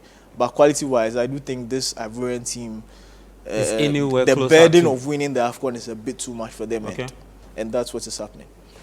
Wow, let's see how they pick up in their last game. But Sadi, quick one on the Nigerian team. They say it's an imbalanced team, especially looking at the players they've got up front. Not too much to say about what they've got in defense. Well, and they've got a lot of chances. I think they could have scored more, not just the one. Quick one on that. No, actually, they barely struck anything aside the penalty. They had only 1 shot on target for all the attacking quality they have in this particular Nigerian team. I feel, okay, defensively, there was a stroke of genius in guarding the goal. But offensively, if you know you're going to play that deep, I think the 1 ball over does not favor Osimhen so much. That's where I think Murphy from Nice, he's in camp now. That change should have happened for them to have more bite in attack, and they would have hurt Cote d'Ivoire some more. But hey, good defensive display from them. Offensively, midfield-wise, right now the imbalance is telling. If they meet any team, that is a bit balanced. Giuseppe Pesero looks like a man who is under so much pressure. They meet any team, they are out. They meet any team who has got strong midfield and the coach decides to go with 1 sitting and then 2 6s or 2 8s. They are done. Nigeria is done. Well, the Super Eagles of Nigeria, the last time they won the AFCON was 2013. I mean, that's a bit close. Looking at a country whose last AFCON trophy came all the way back in 1980, so I'm just saying. But later today in Group B, we've got Cape Verde up against Mozambique. Can they make it 2 wins out of 2? It's a big game, yes. So 2 p.m. at the Felix Houphouët-Boigny Stadium. Cape Verde taking on Mozambique. And I know the Ghanaian technical team will be keeping tabs on this game. I mean, they would want to look at what Cape Verde do have up their sleeves. And we saw what they can actually do, especially with that performance against Egypt. Guys, you look at the Cape Verdeans and that performance they put up against the Black Stars of Ghana. Yeah, somebody will say, then again, on the part of the Black Stars, down to individual errors, that game could have just ended in a 1-1.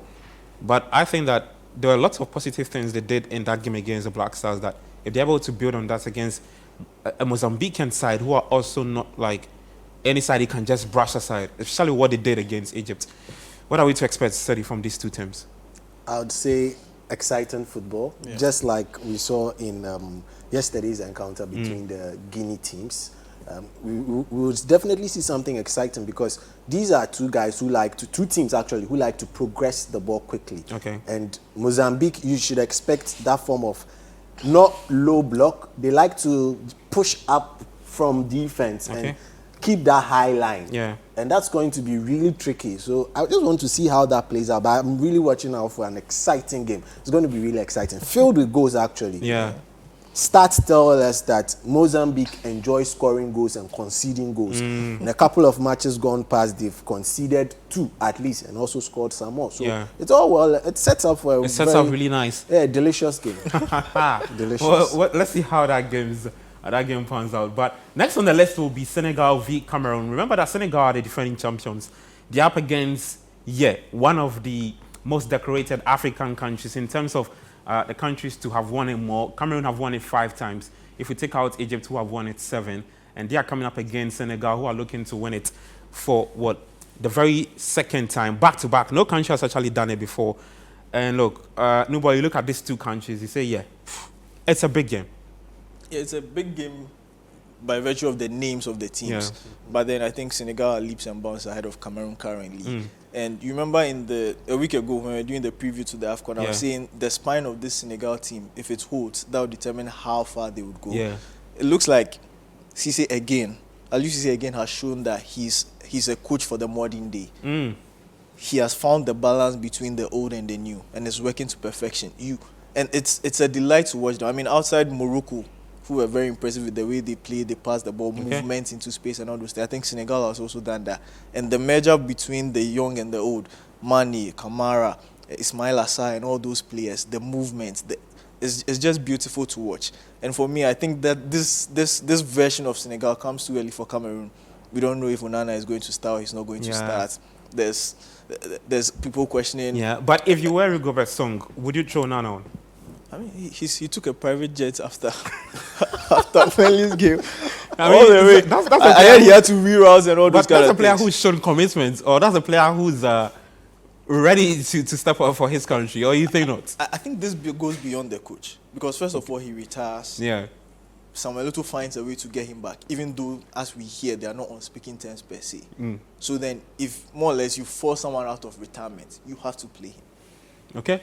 You have to play him. And for such a big figure, you didn't want someone like him to not be happy in camp. It doesn't order well for the whole team. They are sweating on the fitness of Abubakar. Yeah. They will need him in this game. They will need someone to be able to put some pressure on that, the defensive end of Senegal, to be able to at least peg them back a bit. But then if they do not, and then the midfield is left for someone like Zambo Anguissa to do everything, he cannot. Tuko Akambi will also have to be more efficient up front. He had some chances in the earlier game which he didn't take. I mean, they played Guinea for the entire second half or so, and man down, and they still couldn't win that game. Senegal is not going to be easy. If they do not put their A game for it, I think Senegal will brush over them just like they did in the first game against Gambia. Well, Senegal taking on one of the top sides, if you want to put it, or one of the countries who have won a lot of AFCON titles, 5 AFCON titles to their name. That game is later, 5 p.m. But the final game would be, it's Guinea up against a very good country also, and that's a final game later at 8 p.m. against Gambia. Gambia have been in the stories. I mean, they did not have a very good start to the tournament.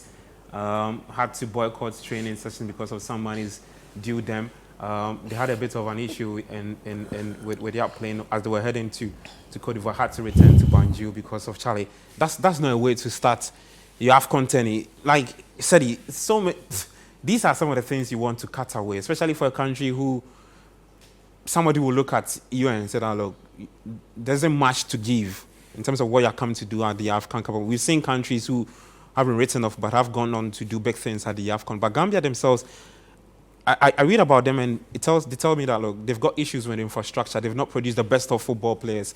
You don't even find a lot of their players playing in the European leagues and that kind of thing. I don't know what's up your mind, Citi. Well, for me, it's just showing that they need to step up their game persistently with regards to producing talent. Yeah. Now, if you don't have talent in your country, DNA. no, maybe you have talent in your DNA, but they are outside. Yeah. Search for them, seek them, Yeah. find them. And that's a perfect thing Cape Verde have done. Yeah. A lot of the players they assembled for this AFCON were not in Cape Verde.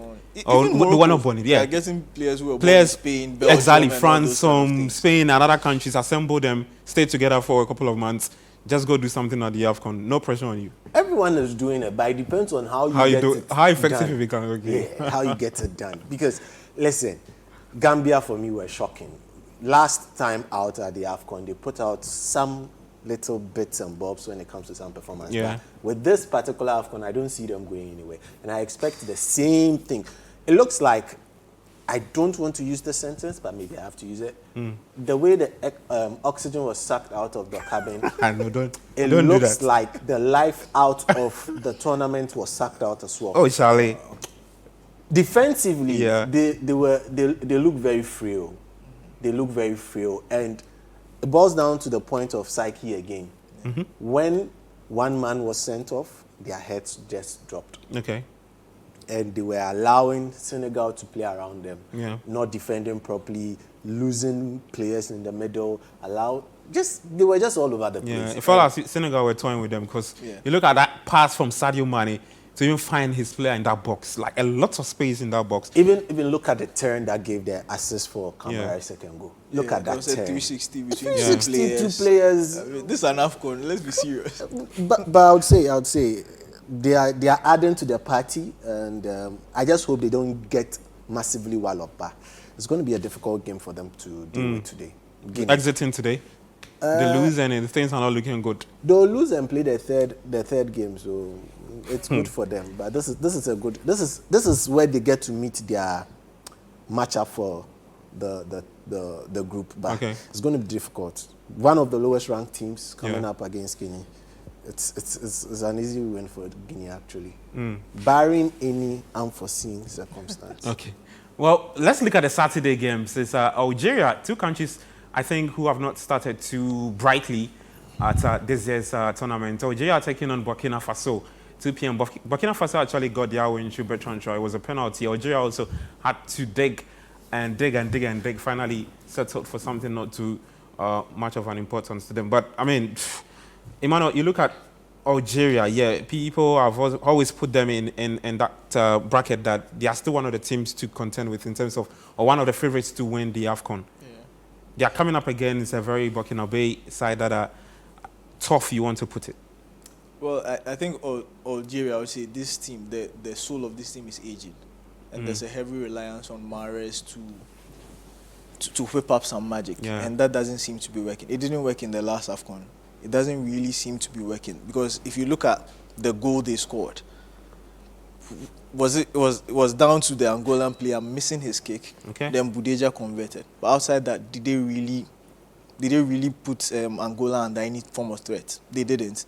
They weren't able to progress the ball as much. They became a bit like a discount. Then Angola grew into confidence, and that's what led to Angola getting the penalty and then equalizing. So for Algeria, I'm a bit worried for them, especially going against Burkina Faso. Yes, Burkina Faso won by a penalty getting to the end of the game, but they played very well. They are incessant in their attack. They'll come at you. They are very physical. They don't stop running. You look at Kabore on the right-hand side.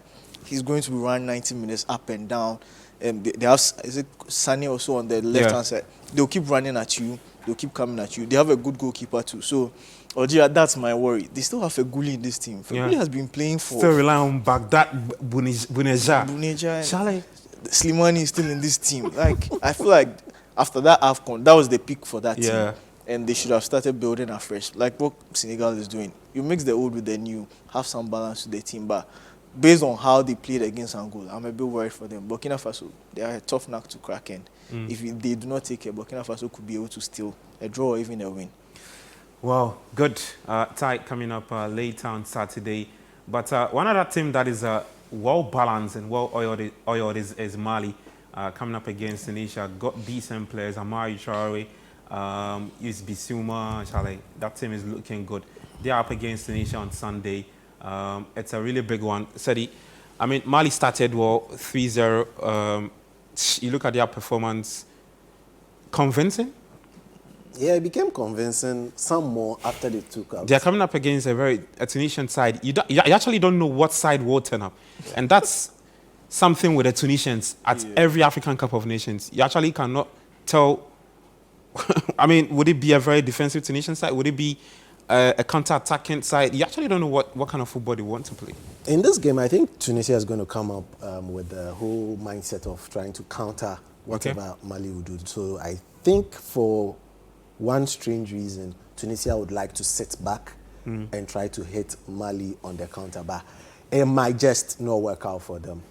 Allowing yourself to get beat by Namibia, that was the biggest mistake they could have done at this tournament. But looking out for Mali as well, starting without Yves Bissouma this time round, I think would help the team. Because tactically, in their last game, once he was taken off, it was like the team had been released from jail or they had broken out and they started playing some incredible style of football. Going into this game, that's what they need to do. If Yves Bissouma would not be able to contain himself in the coach's tactical message and then deliver it on the pitch, obviously I think he should start from the bench. Wow. That's something which is going to be very unpopular, but that's a big call. That's a big call. Yeah. The coach actually did it and it got results. Yeah, paid off. He yanked him off. Yeah. Dude was not performing. Whether you're wearing number 10 or come and sit down. He yanked him off and then it went on and they were able to get that win. So for me, it's very, very crucial. He understands what the team wants to do. If not so, he should sit down. But it's going to be a really interesting game. Mali should edge this one. It's going to be difficult. But Mali, I think, should edge this one. Tunisia look all over the place. They are missing that touch and that particular friction between the fans. They looked really flat against Namibia. And I think it's also down to coaching decisions for them as well. Their coach has an issue with their fans back home. That kind of friction is still not auguring well for them in the tournament. And it all accounts for the performance we are seeing. So for Tunisia, I think they would have wished they didn't come to the tournament if they refuse to show up tomorrow. Okay. Let's see how Mali fare. Now, the team to beat is Morocco. Why? Because they did big things at the Qatar World Cup and they started right at the African Cup of Nations. Yes, they picked up 3 big points. Youssef Nesri, Azzedine Ounahi, Charlie, Romain Saiz. This is the team to beat. Nubo, I look at them and I'm so jealous of what they've got. I mean, I was checking the stats earlier this morning. 38 goals have been scored so far. 7 of those goals have been scored with crosses going to the back post. And I think they got 2 of their goals from those things. And Morocco was a joy to watch. You watch the triangle between Ziyech, Hakimi, Ounahi, his movements. I mean, if you watch, they could barely track him. He was all over the place. He was going where he wanted to go, and there was a semblance of that De Bruyne performance against Newcastle in Ounahi. And I just think that this team they know themselves. They understand the coach's system. They understand the templates of how they move into space, what they do with the ball. And if you look at the stats for that game, majority of the attack was on that right side, which has Ounahi joined closer to that side. It has Ziyech, it has Hakimi. And once that... And they're always causing overloads around that side. All over once that triangle is working, it automatically it will shift your defense to that side. they get the crossing and El Nesri is there for a tapping. So for Morocco, I think it's going to be more of the same. If you look at the good DR Congo conceded against Zambia, if they're going to defend the same way, they'll probably concede about 5 goals. But I think Morocco has been the team to watch. They are really showing their class and their level. I was a bit worried because the way they played in the World Cup, okay, they were a bit conservative, very defensive. Okay. 4-1, 4-1 or something of that nature. I was thinking, how does that translate into the African game? But they are showing that there's tactical dexterity, varieties to what they want to do. They do. can sit deep when they have to, and they can play you off the park when they have to. And I think is going to be too much for DR Congo. Sadi, is that pressure on Walid Regragui to look at what they did at the World Cup and say that, look, they've not won the AFCON. The last time they did, I see, 1986 or something of that sort. 17. Looking to win a second one and cement, should I say status? Yeah, I want to put it on the African continent because, yes, they've shown it at the World Cup stage that they can do big things. But for Africa, they've actually not got so much to show. And look at this generation. Would they say that, look, we think that we can do this time around in Cote d'Ivoire? Well, you see, in football, it's one thing to consider something pressure. It's another to consider its motivation. Okay. From the performance they put out, you can clearly tell that it's rather motivating them to try and reflect, give us a resemblance of the performance they gave out in Qatar to just tell us that, hey, we are no fluke. We are here to really press home a point. For me, I don't feel he's pressured. He's just setting up his team to take it one game at a time and then beat whoever they put in front of him. And for this time, it's Congo. And I'm sorry for Congo. Morocco to take this? Yeah, but Congo presents a different variety of, would I say, tactical brilliance or how they also approach games. Congo are like this kind of brute force, let's go hard, let's see. And these guys, you know, the Americans like the silky play, like Emmanuel said, triangles, let's caress the ball. They actually don't match up with what you're doing. They always stuck to what they believe in. Play your rugged football, we'll still play our expansive football, intricate passes, get into your final third, somebody there to hit, lacing across, and somebody's there to capitalize on it and score. So we are going to see two styles of African football. The tactical side, where I think African football is gravitating towards, because this tournament has been superb. Looking at the kind of tactical play going on with how coaches... You've been impressed? I've been really impressed. Together with Chris Hughton. No, but you mentioned that. No, okay. No, for yesterday. Okay. You need to commend him because I mean. For yesterday. Yesterday I sat here and I said that you need to sit back and then try to catch them on the break. That was tactical from him. And then you need the brilliance and then the talent of Kudus to just add the icing on the cake. So there has been a lot of tactical play. But some people have been very ragged as well. Okay. Yeah. Others have been very ragged going. No, but there's been a lot of errors leading to goal. I think it's been about 11 or so. Yeah. We saw a lot of that in the Equatorial Guinea game. Yeah, that's true. People defenders just passes away. People People dribbling towards their keeper and things like that. Well, the final 2 games on Sunday. We've got Zambia taking on Tanzania. That should be a really, really good game. Zambia has got a bit of Ghanaian interest. I say Ghanaian interest because their head coach is a former Black Stars coach. His name is Avram Grant. His side were held to 1-0 draw by DR Congo. He's hoping to pick up points against Tanzania. No, boy. I mean, yeah, you want to say Avram Grant has got all the experience Zambia will need, especially with what he's done on the African soil, and especially with competitions like this. You'll be looking into guys Zambia to maybe a decent run again. The last time they did so was 2012 when they won it. I don't know what you think about the Zambian team under Avram. I think if you take Morocco out of this group, all the other teams stand a chance. I think once the draw was set, that's how they should have seen it. We'll probably lose or try to get a draw against Morocco. If I can beat any of the other teams, I stand a chance of qualifying. I think that's how Zambia will look at it. This is something like a Kosafa derby or so. So there's probably interest in that side. It's going to be an end-to-end game. And I do think in this game, the team that takes their chances on the other side will win. I don't think defensively both of these teams are that good. So it's going to be your offensive power. You get chances. If you take your chances, you win on the day. And that's how I think it's going to spell out. Yes, maybe Zambia have they have let's say an ace up their sleeve because they have Aaron Grant. He's an experienced campaigner. He's been to an AFCON final. He knows the nuances of navigating the African game, so that should play on their part. But I think they will need to be a bit more settled. They concede too often, so if they can show up the back a bit, progress the ball and score, I think they stand a slight edge over Tanzania. Well, let's see how the Zambians fare against Tanzania. The final game we'll check out for today is a team who camped here in Ghana and went on to beat Tunisia by 1-0. Talking about Namibia. Their head coach Colin Benjamin said something really interesting after holding the Black Stars to a goalless draw. I don't know if he was messing with the minds of Chris Hughton and the players or Ghanaians, but I mean, he said Ghana is one of the teams to look out for at the African Cup of Nations. But Namibia coming up against South Africa. South Africa themselves were not too good in their opening game. Did not start well. Hugo Broos not too excited with that performance in their opening game. But, I mean, guys, Citi, let me start off with you. This game is a really good game. Well, it's a good game for the neutrals. We are going to see South African football at its best because these are kind of teams with no disrespect to any of them. They are almost at the same level. No disrespect to South Africa. Okay. Seriously, they are almost at the same level.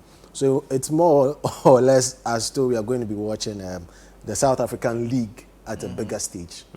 Because most players from the South African team are coming from one team in South Africa. And you have the main striker for Namibia plying his trade in South Africa. So it sets up. They know him very well. And he also knows them. Yes. We all know each other. It's going to be a very, very interesting game. But actually, I personally was expecting a lot from South Africa in their previous game, and they really let me down. So with this particular game, I just want to see how things are going to pan out. I think it's evenly spread out, and hey, we set ourselves up for something nice. Well, Fisher Masimani said something interesting after that defeat to Mali, and he said that, look, they still got quality players in there, and they still exhibited some bit of a good display against Mali despite losing. What are some of the things you think they can work on heading into the second game against Namibia? I think they should be more direct offensively. And probably we attribute the lack of that to the penalty. I think once they missed the penalty, their heads went down and everything went down. They should be a bit more purposeful up front. I think the heavy reliance on Persitao to create some magic is too much, because once we know that he's your go-to guy, we just put two men on him and then he's forced to kick shots from all over the place. Also, another thing that they have to be very careful about, playing out from the back. I think an error from playing out from the back led to the second goal. They have to be better at it, because I do think that Namibia, having watched the game, will try to press them into uncomfortable situations where once they lose the ball, they're attacking them. So if they can progress the ball out from the back properly and then not rely so much on Persitao, I do think that they should be able to edge this game slightly. But I mean, Namibia have 3 points, so they are cruising. There's not much on them to do. They just need a point from 2 games to qualify. So. Well, let me read some messages that have come through. You can also send in your thoughts on our WhatsApp and line.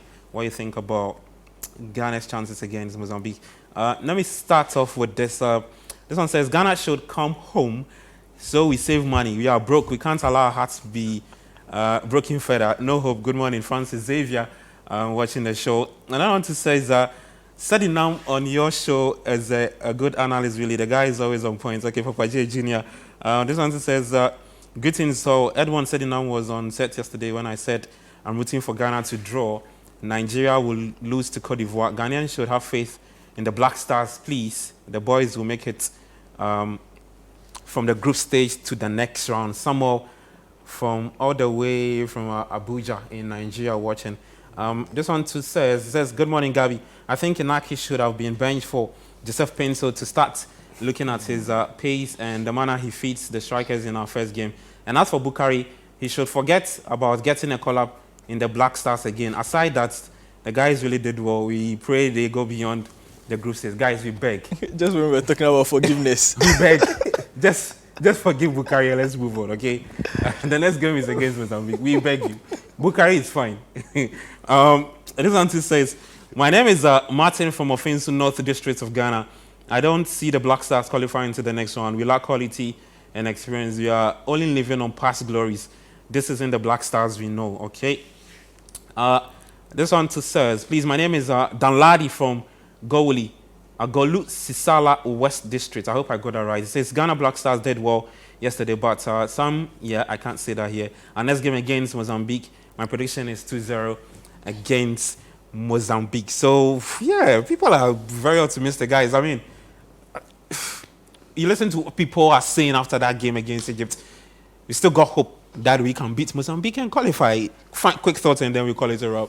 You can beat Mozambique if you show up. It's that simple. Simple. Okay. If you show up, you can beat Mozambique. If you don't show up, they will beat you. Yeah. It's that simple. It's that simple. That's simple, because if you can perform like this, Yeah. and then you go and play like what you did against Cape Verde, are you trying to disturb me? No. Right now you put yourself in a very difficult position. I said, what are you saying? No, you see... If you lose against, they've not disturbed you. No, they've not disturbed me. They've not disturbed me. No, Paul. Just final thoughts and then we call it a wrap. I think for the Black Stars, especially in the second half, there was Yeah. too much of hero ball, one player trying to take on 3-4 players. I'd want to see a bit more cohesiveness, a bit more movement when someone is carrying the ball, a bit more, you hold on to the ball, a bit release the ball, be quick to pass the ball into players making runs. I think if we do that, we should be able to beat Mozambique. But if we go and play hero ball and dribble towards our pool, Mozambique will take advantage of us. All right, guys. Thank you so much. So you had Emmanuel Nubo and Sedinam Edmond doing analysis with me today, and that's how we call it a wrap on today's episode of the AFCON Daily Show, proudly sponsored by BetPower. If you want to win big, just sign on to BetPower, betpaw.com.gh, and win big. Said he here won big. Yeah, Jamie, shout out to you. He also won big yesterday after placing just some small money on Ghana to what he says, both teams to score. Yeah, I mean, and it happened for them. Yeah, so just hop on to BetPower and win big. That's the only place you can place your money and do big things with that. Yeah, and they are our heavily sponsored. That's our show, AFCON Daily Show. My name is Gabriel Fair. We're back next week, Monday, with more of that. We'll build up to the Black Stars game taking on Mozambique. But the only place to listen to live radio commentary is on Citi 97.3. So you want to tune in and get all the analysis right from Cote d'Ivoire. And this is always your hub to watch, to bring you all the updates all the way from Cote d'Ivoire. Many, many thanks for doing the watching with us. Do stay safe and bye-bye.